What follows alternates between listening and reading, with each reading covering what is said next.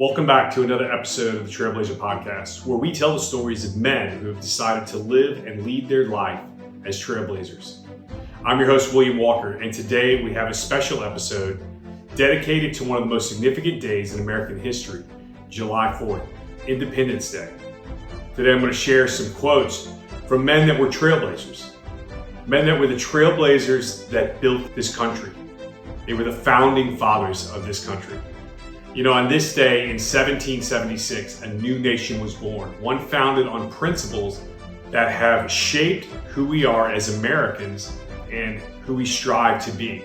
Today, I want to make sure I take some time to reflect on the importance of this day, share some quotes from some of the influential men that were trailblazers in the founding of this nation, and delve into the faith of our founding fathers that played a pivotal role in the birth of our nation. I'm going to start off with a quote from John Adams, one of the founding fathers, who wrote to his wife, Abigail, saying, "I am apt to believe that it will be celebrated by succeeding generations as the great anniversary festival. It ought to be commemorated as the day of deliverance by solemn acts of devotion to God Almighty.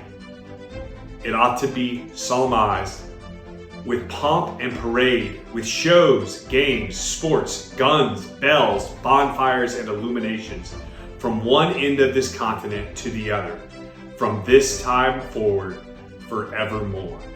I believe Adam's words remind us that this day is not just about fireworks and barbecues, but about recognizing the deliverance, the freedom that was achieved.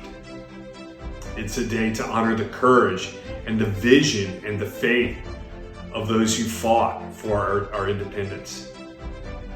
Back in 1776 and all through our history, all of the men and women who fought for our independence.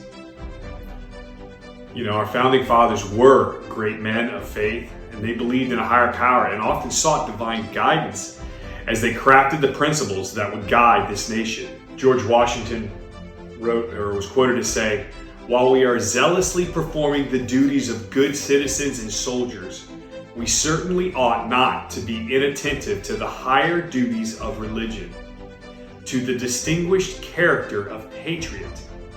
It should be our highest glory to add the more distinguished character of Christian." I believe that these words are integral in the role that faith played in the lives of our founding fathers and in the foundation of the country, of our country. Their belief in God influenced their decisions and their understanding of liberty and justice. It set a precedence that when we think about the character of a Christian, we think about who we're called to be like. Jesus. Jesus was a trailblazer after all. You know, I say that in most of my intros of how he was a trailblazer. And that's really what this podcast has always been about, is about telling stories of men who have decided that they were going to live life differently, that they were going to live life through the lens of their faith being one of the important things that they do, and how they make decisions as one of their values. Their faith is part of their value structure, being kind and intentional and loving their neighbor as thyself. And you know, we know that doesn't mean just the person that lives next door to me. It means everybody I interact with, the people I work with, I interact with at work, or interact with at the grocery store, or wherever I go. Like, that is my Christian character. That is what this country was founded on. I believe Washington's words just shows that their belief in God influenced their decisions and their understanding of liberty and justice. That all men are created equal. That we all are created equal. We're all sons and daughters. I remember last year I went to Africa, and I can remember climbing up on this mountain, Mount Longonot in Africa. And on the long flight over to Africa, I listened to this podcast, and they were talking about Abraham. They were talking about the hospitality that he was known for, and knowing that he is the father of all nations, right? And then I get to Africa, and the one thing that I felt completely that set apart my experience there was the hospitality that I experienced from every single person I interacted with, every man, woman, and child I interacted with while I was there. They welcomed me in. They treated me as if I was a valued member of their family. And I'm climbing up on top of this mountain in Mount Longonot, and our guide and my friend Karaoke, he's telling me that this Great Rift Valley runs from there in Nairobi or Kenya right there, all the way into the land of Canaan, all the way there. And all I could start thinking about was how Abraham wandered around in this desert. Didn't really wander, but he lived in this desert and wandered around. And every one of these people that I interacted with was a son or daughter of him at some point or another, down the lineage, down through time. Like there was a connection there to that. And that is where that hospitality came from. And that's where this idea of liberty and justice comes from in our country. Thomas Jefferson once wrote, God, who gave us life, gave us liberty. And can the liberties of a nation be thought secure when we have removed their only firm basis, a conviction in the minds of the people that these liberties are a gift of God? And so I just want to remind you that this quote, that the liberties and the freedoms that we have, they are a gift to be appreciated and celebrated and remembered for those who sacrificed and did the things so that we can do this and celebrate this great nation. Yes, we are not perfect. Yes, we have made mistakes. But yes, we are young when it comes to nations. I believe that this quote is a powerful reminder that our freedoms are not merely man-made, but were given to us by our Creator. And that this is woven into the fabric of our nation. And it says in the Declaration of Independence, we hold these truths to be self-evident that all men are created equal, that they are endowed by their Creator with certain unalienable rights, that among these are life, liberty, and the pursuit of happiness. All men are created equal and endowed by their Creator. That's all men, all people, every one of us. Whether we're in this country or not, but this country is founded on this. This great, great country that so many men and women have given their lives to defend and protect. Friends, people I know, people you know, truly great men and women.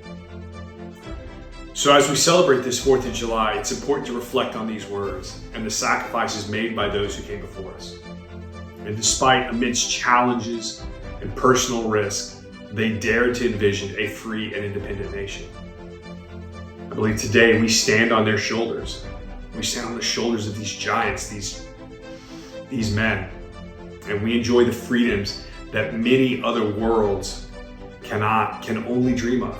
We have the right to speak our minds. And I'm not saying there's not countries out there that don't have that right, but there's a lot of countries that don't. There's a lot of them. We have the right to worship as we choose, to pursue our dreams.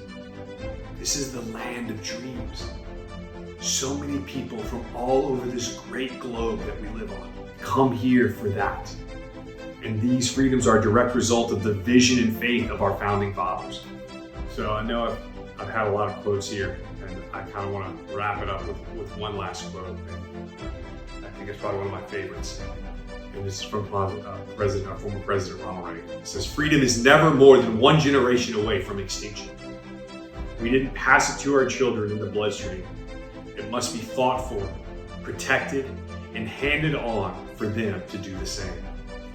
And I want this just to be a reminder that we don't forget the honor that we need to give to the freedoms that we have, and to the shoulders and the backs and the lives that this country was formed on.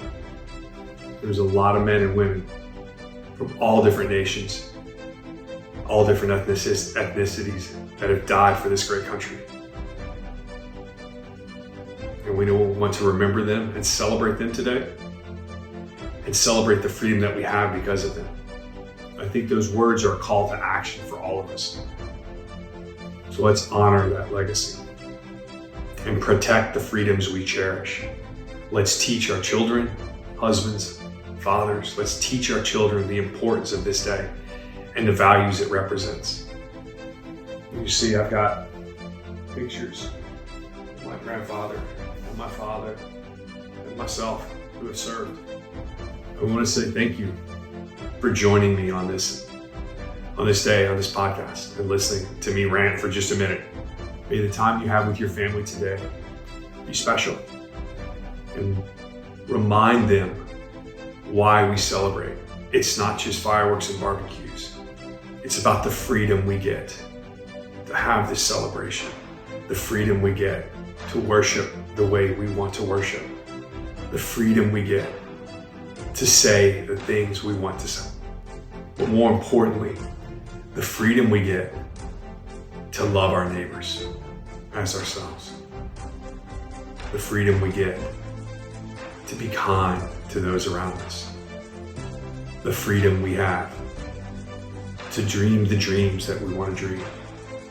The freedom we have to reach the success that we want, that you want in your life.